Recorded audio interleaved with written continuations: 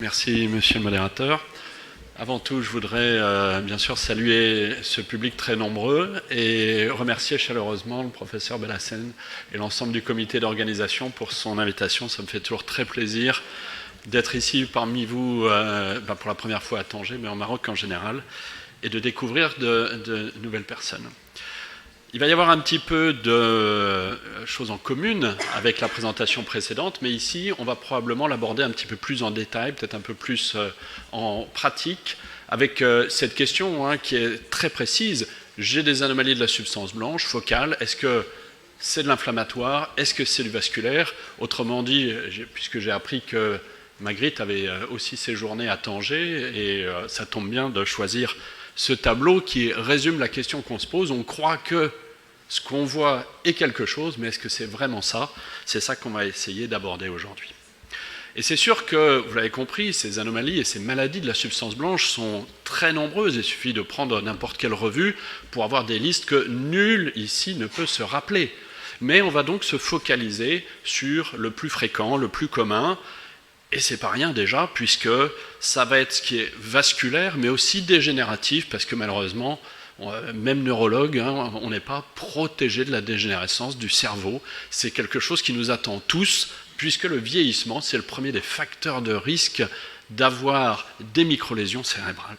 Donc je mets tout ça ensemble, le vasculo-dégénératif, et puis le démyélinisant, la CEP, mais il n'y a pas que ça, et l'inflammation donc qu'on a vu. On a donc comme programme de voir les points clés aujourd'hui qui vont permettre de distinguer les deux. Donc on va étudier en détail, en essayant de comprendre à quoi correspond l'image, ce qu'il y a dans l'une ou l'autre de ces anomalies, les maladies des petits vaisseaux, Small Vessel Disease, SVD, et les maladies inflammatoires type sclérose en plaques. Alors on attaque donc par les SVD, donc c'est les petites artères, les artères perforantes, donc c'est de l'artériolosclérose, et donc oui c'est lié à l'âge, mais vous le savez, c'est les facteurs de risque vasculaires, l'hypertension, le diabète, le cholestérol qui vont accentuer en quelque sorte ce vieillissement dégénératif du cerveau. La deuxième grande micro-angiopathie qu'on rencontre de plus en plus fréquemment, c'est l'angiopathie amyloïde cérébrale qu'on verra donc bien en détail demain. Et puis vous le voyez, il y en a d'autres, des anomalies microvasculaires, elles ont été citées tout à l'heure, il y a le cas d'asile, et pourquoi pas des maladies donc inflammatoires, des artérites, toutes les maladies de système en gros qui peuvent donner ce même genre d'anomalie. Donc si on reprend finalement un arbre physiopathologique, on va avoir l'accumulation avec l'âge possiblement de facteurs de risque vasculaires qui vont avoir un impact direct sur les petits vaisseaux de deux manières. La première, ça va être cette fameuse lipohyalinose qui va entraîner un épaississement de sa paroi, et en épaississement de sa paroi, de facto, on diminue la lumière, il y a moins de débit sanguin cérébral dans cette toute petite artère qui va entraîner une ischémie chronique, voire, comme on vous l'a expliqué, la souffrance de certaines cellules, voire leur mort, et c'est ça qui va donner finalement ces hypersignaux éparses dans la substance blanche. Donc, comment les identifier en IRM? Ils sont petits, arrondis, puis ils peuvent être un petit peu plus gros, ils correspondent au territoire de cette artère perforante qui est malade, et si ça devient proéminent, eh bien ces anomalies de la substance blanche, qui sont d'abord séparées les unes des autres, vont devenir confluentes. Où est-ce qu'on les rencontre? Là où il y a des perforantes, alors vous allez me dire un petit peu partout, mais finalement c'est là où il y a les deux étoiles, ça va être dans la profondeur de la substance blanche, surtout.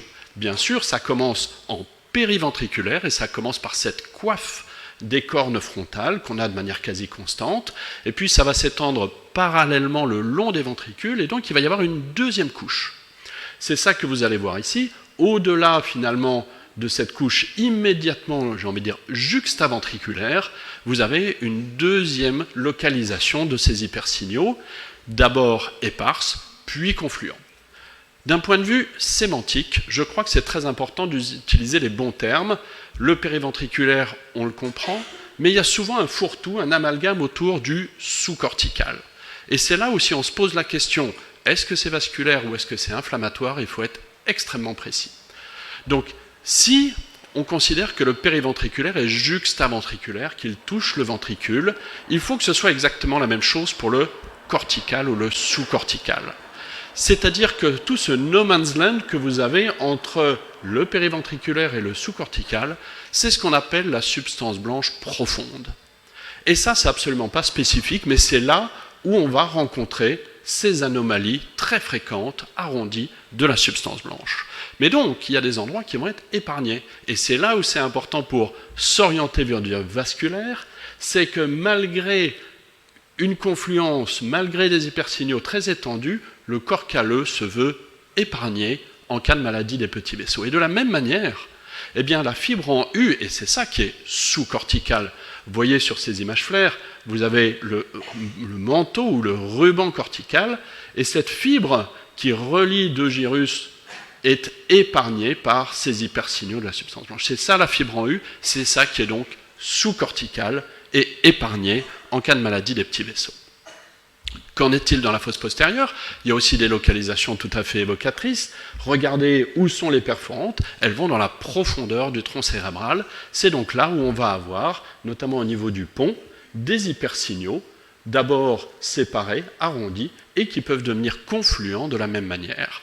Cette leucoaraiose du pont est très importante à signaler. Il y a des papiers qui indiquent même une valeur clinique, sémiologique, qui est dédiée. Mais regardez surtout où elle est présente, comment elle est distribuée, et comment surtout elle épargne la périphérie.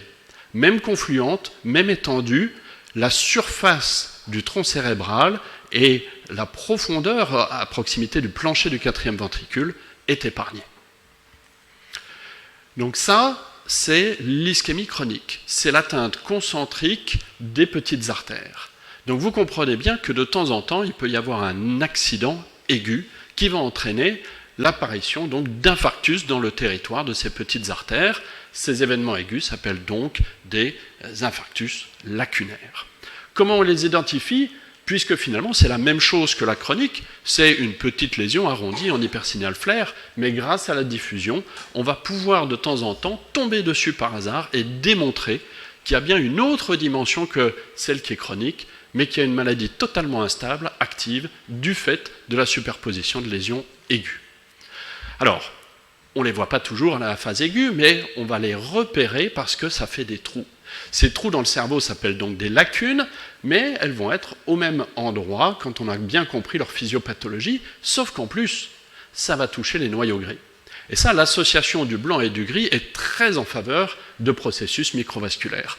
Donc oui, on va les voir dans cette substance blanche profonde, on va voir des trous, mais on va aussi les voir dans les noyaux gris centraux. Je fais le distinguo par rapport à l'anglais des noyaux lenticulaires, pallidum, putamen, mais des thalamus que je séparerai parce qu'il y a une telle densité de noyaux que c'est parfois difficile de voir des lacunes dans ces thalamus, notamment en flair où on peut carrément les manquer.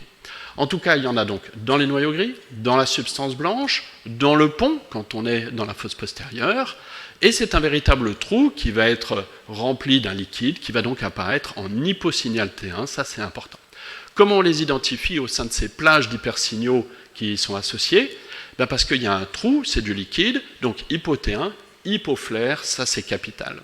Mais il va y avoir une couronne de gliose qui va le faire apparaître, donc cet hyposignal T1 central par un hypersignal périphérique en flair.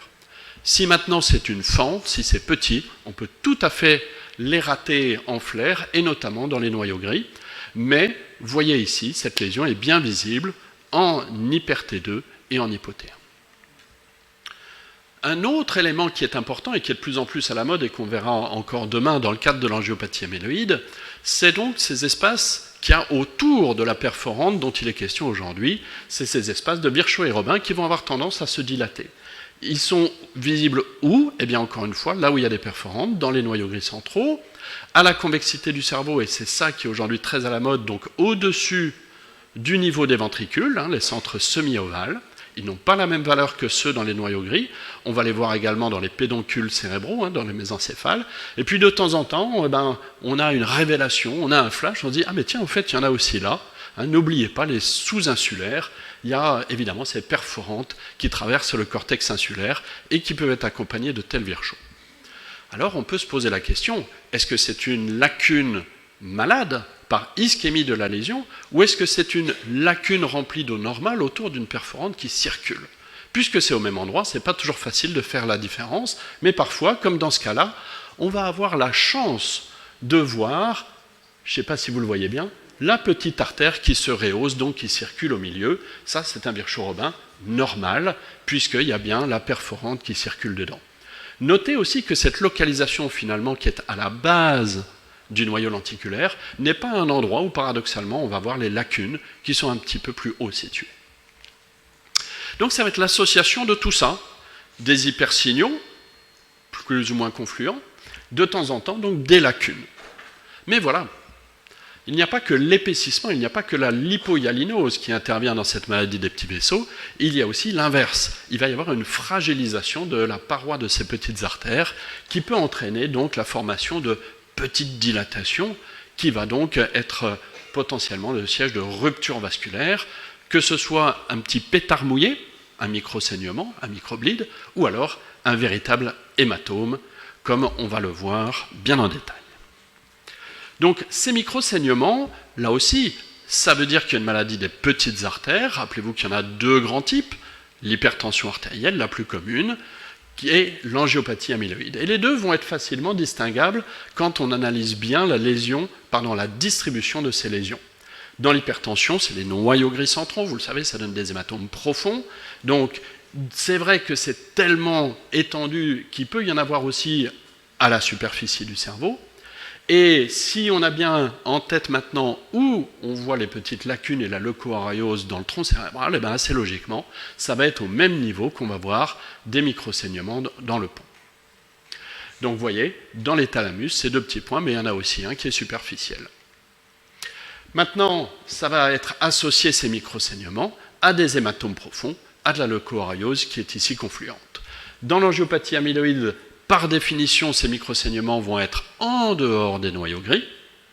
Donc, les noyaux gris sont totalement épargnés. Par contre, on va avoir des micro-hémorragies, mais aussi des gros hématomes qui sont lobaires, qui sont à la surface du cerveau, et on va le voir demain, qui sont associés à cette fameuse hémosidérose et aux hémorragies sous-arachnoïdiennes aiguës de la convexité. Alors voilà un exemple tout à fait banal, hein, c'est un homme de 70-75 ans qui est accompagné par son fils, puisqu'il a des troubles cognitifs qui aggravent son état et qui inquiètent ses proches. Donc oui, il a de la tension, mais tout le monde en a, c'est banal. Donc on va voir les effets, à quel point c'est banal ou pas. Et là, on ne se pose pas la question, c'est vrai à cet âge-là, de savoir si ces hypersignaux ils sont inflammatoires ou pas. On n'est pas dans ce contexte clinique. Néanmoins, on se dit, bon, il y en a, ils sont confluents, ils sont un peu à distance des noyaux gris, ça va aller. Non, non, non.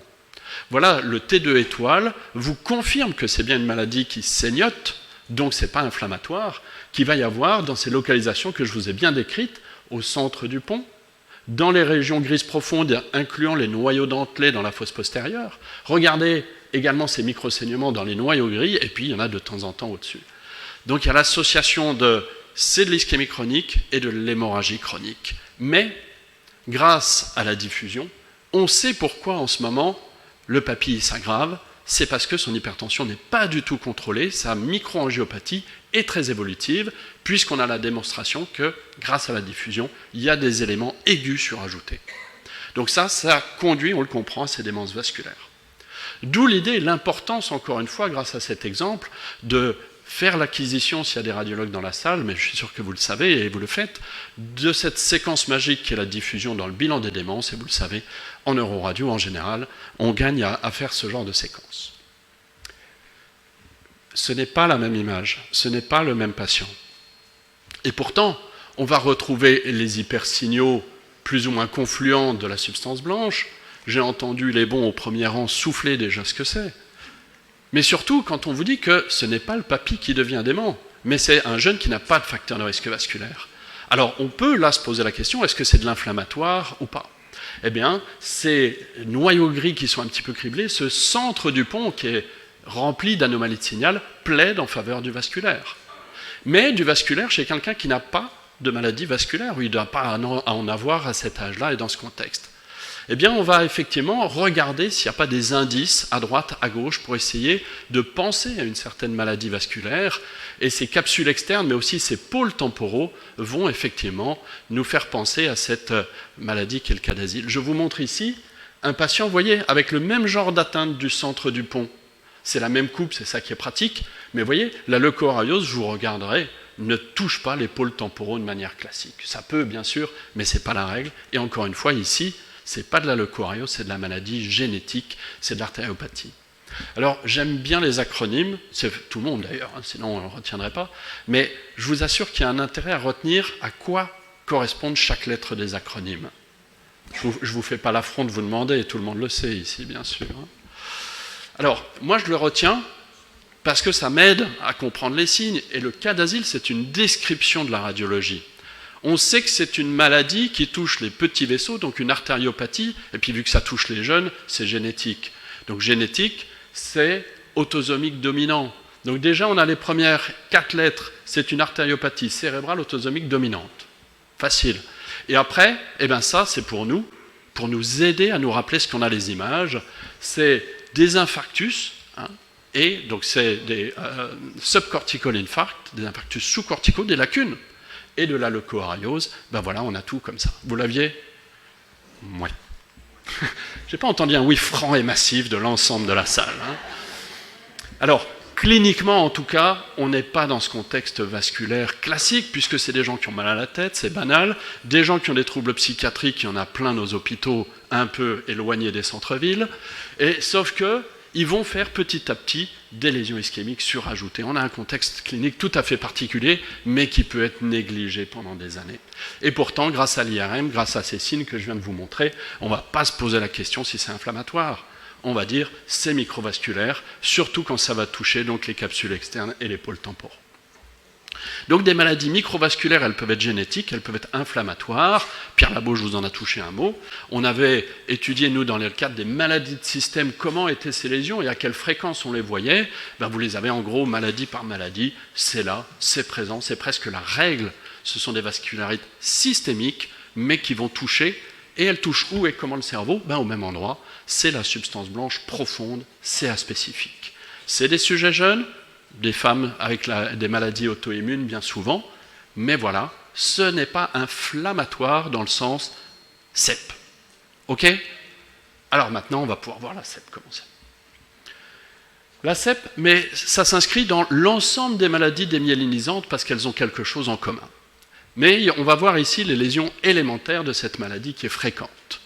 La taille, il y en a des petites, des grosses, c'est comme pour tout. Maintenant, les pseudotumeurs, on en a parlé tout à l'heure, mais on va quand même chercher, ok, ça peut être unique de temps en temps, mais parce que c'est l'arbre qui peut cacher la forêt, on en oublie de voir les petites qui sont à côté. Hein, sur cette simple coupe, les anciens critères de McDonald, ils sont réunis. Il y a les 3 périventriculaires, la sous-corticale, vous vous rappelez de tout ça. En tout cas, la forme est importante, et moi, de manière générale, en neuroradio, j'aime bien cette sémiologie fine qui s'intéresse à la forme des lésions, et ici, on va voir ô combien elle est importante, avec ce caractère oblong, perpendiculaire au grand axe des ventricules. Alors la localisation, quand il y en a comme ça, on se dit bah, il y en a partout, c'est ubiquitaire. On va voir qu'on peut s'intéresser à certains endroits spécifiques, même s'ils n'appartiennent pas aux critères.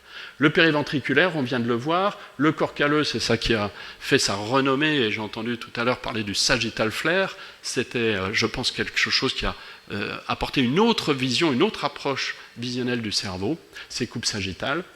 La fibre en U, le pont, alors voyons ça en détail. Quand on est corps calleux, il y a quelque chose, mais c'est encore un détail. Mais volontairement, je ne vous montre pas la coupe sagittale médiane, parce que bien souvent, elle est épargnée. Ça va être juste en paramédian, un peu sur les côtés, que vous allez avoir cet aspect en crête de côte. Les fibres en U, ben, je vous ai bien expliqué, hein, il y a le manteau cortical, et c'est juste après. Mais dans les nouveaux critères, on va le voir, il y a même le cortex maintenant qui est touché, parce qu'on peut le voir avec certaines séquences. Donc c'est pas grave si ça empiète sur le cortex. Ça ne l'élimine pas, ça fait même partie des critères aujourd'hui. Le pont, ben vous avez compris, tous ces signes sur lesquels j'ai insisté dans le vasculaire, ça va être l'effet inverse en miroir dans les maladies inflammatoires, dans la sclérose en plaques. Regardez comme le centre du pont est quasiment épargné, et que c'est la périphérie, mais aussi la périphérie du système ventriculaire qui est touchée dans la sclérose en plaques. Si on a une crête de coque, si on a le corps calleux en substentoriel, il n'y a pas de raison de voir ça comme autre chose que le périventriculaire. C'est du périventriculaire, le corps calleux. Et bien donc c'est exactement la même chose dans la fosse postérieure. Et le pédoncule cérébelleux moyen, oui, mais finalement c'est parce que c'est pas loin du 4e ventricule. Ok ? Et bien sûr, la moelle épinière, ça, c'est pas du tout attendu dans la microangiopathie hypertensive, hein, ça l'élimine. Donc c'est pour ça que les neurologues demandent à juste titre, quand il y a un doute, d'explorer une moelle épinière même asymptomatique pour voir s'il n'y a pas des lésions dedans qui pourraient orienter vers une origine inflammatoire. Donc regardez ces images clés. Le parasagittal, les crêtes de coque, c'est des lésions donc perpendiculaires à l'axe des ventricules, c'est ovoïde. En général, il y a un contact épendymaire. Vous voyez, c'est ça, c'est ovoïde, c'est allongé, même quand c'est dans la substance blanche finalement profonde qui est aspécifique. Et ça va être tellement allongé parfois que ça va prendre la forme d'un doigt, hein, c'est ce fameux doigt de Dawson qui est très évocateur d'une maladie inflammatoire type sclérose en plaques. Alors quand on dit périventriculaire, moi il y a des endroits où tout de suite je regarde, et comme ça je repense aussi au cas d'asile juste avant, c'est dans les pôles temporaux. Et ça, c'est pas de la leucoariose classique, vous voyez ? Ça, c'est un endroit qui est clé, tout comme celui-là d'ailleurs. Autour des carvoventriculaires, tout le monde en a. Non, pas perpendiculaire à la surface du ventricule. Donc là et là, ça vaut le coup de jeter un œil, vraiment, quand vous avez des lésions à cet endroit-là, bingo. Et donc, on les retrouve ici sur cette coupe que j'aime bien, et par la même occasion, par le pédoncule cérébelleux moyen. Il y a quelque chose aussi de déterminant pour différencier microvasculaire d'inflammatoire, c'est l'inflammation, c'est la prise de contraste. Donc cette prise de contraste, par définition dans la sclérose en plaques, c'est moins de 3 mois, mais en pratique c'est 3-4 semaines maxi, c'est à peine un mois. Et elle est limitée dans le temps, et c'est pour ça que c'est l'association de lésions qui prennent le contraste et d'autres qui ne le prennent pas, qui définissent la sclérose en plaques aujourd'hui, on l'a bien compris. C'est des lésions d'âge différents, et cette maladie qu'on ne guérit pas, qu'on traite, qu'on soigne, mais qu'on ne guérit pas, que la sclérose en plaques, va donner ce genre d'évolution dans le temps. 3 types de prise de contraste, mais en fait ça dépend de la taille, c'est assez logique. Il y a de l'inflammation limitée, vous la voyez sous forme d'un nodule. La lésion est plus grande, ça va être son front actif, le front de démyélinisation à la périphérie qui va prendre le contraste. Mais ce front, il n'est pas forcément actif de la même manière partout. Donc il peut être plus ou moins ouvert, cet anneau, en fonction donc de l'activité. S'il est ouvert, il est toujours ouvert du côté du cortex, c'est un petit point de détail aussi qu'il est utile de préciser. Et puis, effectivement, depuis qu'on fait des séquences de susceptibilité magnétique à tort et à travers, on voit les veines transcérébrales, et c'est comme ça qu'on se rend compte que les veines, elles sont au centre de la lésion. Il doit y avoir certainement une médiation périvénulaire de la sclérose en plaques, qui fait que, vous voyez, même sur du T1-GADO, il y a la veine au centre de la lésion qui était visible. Bon, pas à tous les coups, mais retenez ce signe-là. Si vous avez par exemple une tumeur ou un abcès, il y a cette prise de contraste autour, mais il n'y a aucune raison qu'il y ait une veine normale qui reste anatomiquement saine au milieu. Donc si vous avez ça, vous savez que ce n'est pas nécrosé à l'intérieur, c'est de l'inflammation, c'est de la sclérose en plaques. Alors voilà ce que ça donne en susceptibilité magnétique. Peut-être que ceux qui sont au fond auront du mal à le voir, je l'en conviens, désolé.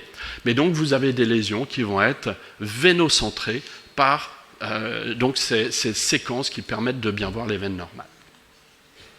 Donc comment on fait le diagnostic de CEP ? La clinique, l'entrée clinique, ça c'est capital, la poussée, mais après c'est ces fameux critères de McDonald's, ils évoluent tous les 5 ans comme le menu. D'ailleurs il y a un superbe M au bout de la corniche, là à Tanger, on le voit de loin, hein, on a presque envie d'y aller. Ça permet donc de se rappeler facilement ces critères de McDonald's. Ils évoluent tous les 5 ans, je crois que c'est l'année prochaine qu'ils sortent les nouveaux, où il va y avoir enfin, à ma connaissance, le nerf optique. On va le voir en détail demain matin. J'ai le droit de me faire la pub pour demain matin, pour venir aux ateliers. Désolé pour celui qui est sur le programme en même temps, mais en parallèle. Et vous avez vu que c'était exactement le même logo dans celui de Pierre. Hein. Donc cette dissémination temporelle, spatiale, il faut 2 événements à 2 endroits, mais différent du névrax. Voilà, l'IRM va nous permettre d'agir avant la 2e poussée et donc de traiter nos patients plus tôt, maintenant qu'il y a des traitements efficaces. Donc il faut connaître ces critères, vous les maîtrisez à la perfection, mais n'oubliez pas que les anciens critères, s'ils ont été juste un temps, ils sont juste tout le temps. C'est-à-dire qu'ils évoluent pour augmenter la sensibilité et la spécificité. Mais voilà les nouveaux critères. Alors qu'est-ce qu'il y avait de nouveau? Il fallait une lésion dans simplement 2 localisations. Donc la fosse postérieure et la moelle sont différentes et je vous ai parlé du cortex. Et puis c'est vrai qu'on a fait marche arrière avec l'imagerie pour la dissémination dans le temps où la PL, c'est pas la prise de long traste, c'est la ponction lombaire avec ces bandes oligoclonales qui sont très importantes pour montrer l'inflammation du cerveau si l'IRM ne le montre pas. Donc voilà, là-dessus, c'est un épisode clinique, mais sur une IRM, vous avez tous les critères de dissémination spatiale et temporelle. En un seul examen, vous pouvez dire oui, il y a bien une sclérose en plaques face à cet événement clinique évocateur, donc lancer le traitement. Donc dissémination spatiale, il y a de la fosse postérieure, il y a du périventriculaire, peu importe s'il y a du juxtacortical. Et il faut qu'il y ait au moins une prise de contraste d'une lésion. Vous voyez, là vous avez les deux mêmes, il y en a une qui prend le contraste et pas l'autre, en anneau ouvert. Mais vous voyez aussi que la diffusion est intéressante, puisqu'il y a une de ces lésions qui a encore une rémanence de l'hypersignal, il n'y a pas forcément de restriction de l'ADC, et l'autre non, ce qui montre bien qu'elles sont d'un âge différent. Je finis juste avec ça. J'espère ne pas avoir été trop long. Pour vous montrer ce que peut être la pratique, c'est des jeunes gens qui font une entrée dans la maladie au travers de signes déficitaires qui peuvent être inquiétants. Une hémiparésie gauche à 27 ans, forcément là on réagit, même s'il y avait eu avant des petites choses aux yeux, mais bon, tant pis. Et voilà ce qu'on découvre finalement, c'est ces fameuses lésions du corps calleux, ces lésions de la substance blanche, mais si je vous le montre, c'est parce que ce n'est pas une sclérose en plaques, vous l'avez bien compris. Tiens. Pour vous montrer que dans l'entrée de la maladie, normalement sans traitement, une sclérose en plaques est active et a des lésions qui prennent le contraste. Et là, il n'y en a pas. Et qu'on va finalement avoir d'autres signes, comme finalement, je ne sais pas si vous le voyez, ces petites prises de contraste leptoméningées. Elles ont été décrites dans 25 à 30% des cas, essentiellement dans la fosse postérieure. On a publié il y a 2 ans que c'est 100% des cas. 100% des cas, si vous faites du 3D flair Gado. Donc aujourd'hui, moi, je ne veux plus voir d'axial flair. Je ne veux plus voir de flair avant Gado. Parce que j'ai vu qu'il y avait un poster sur le SUSAC, on pourra, si vous voulez, en discuter avec les auteurs, mais il n'y a aucune raison qu'il n'y ait pas de lésion. Ça, c'est quelque chose de très important. Parce que le diagnostic, il est fait, vous le savez, dans le SUSAC, par les ophtalmos. Et j'ai vu que là, l'angio à la fluorescéine était normal. Ça, à ma connaissance, ça n'existe pas, un SUSAC comme ça. Il y a des fuites vasculaires. Il y a des fuites vasculaires. Et je suis convaincu que ça, ce sont les fuites vasculaires au niveau leptoméningé. Ce n'est pas de la vraie prise de contraste. Et on est en train de travailler, on a une thèse qui se finit là, sur la même chose dans le parenchyme cérébral, avec certaines séquences, avec certaines manières de le voir, parce qu'il n'y a pas de raison que la barrière hémato-encéphalique ne soit pas aussi rompue dans cette maladie. Maladie avec des signes spécifiques, pathognomoniques, c'est rare. Mais ça, on se dit, oui, ça c'est rien. Mais si, parce que ça, au magique, ça c'est pathognomonique du SUSAC, c'est le chapelet, le collier de perles, dans le bras postérieur de la capsule interne en diffusion. La totalité de nos SUSAC au moment du diagnostic avait des lésions en diffusion. Là, je sais qu'il n'y en avait pas dans cet exemple. Donc ça, il n'y a pas d'autre diagnostic que le SUSAC. Donc c'est une microangiopathie. Ça mime cliniquement la CEP. C'est des jeunes gens qui peuvent avoir la clinique qui s'en rapproche. Mais voilà, le corps calleux, il y a corps calleux et corps calleux. J'espère avoir été précis pour vous montrer que la forme ovoïde et le contact épendymère sont importants dans la sclérose en plaques. Ici, on est dans l'épaisseur même, sans que ça touche l'épendyme, de forme arrondie ou spiculée, il y a les deux signes, mais que voilà, on a de temps en temps ces signes quand on fait des bonnes séquences qui nous permettent d'arriver au diagnostic.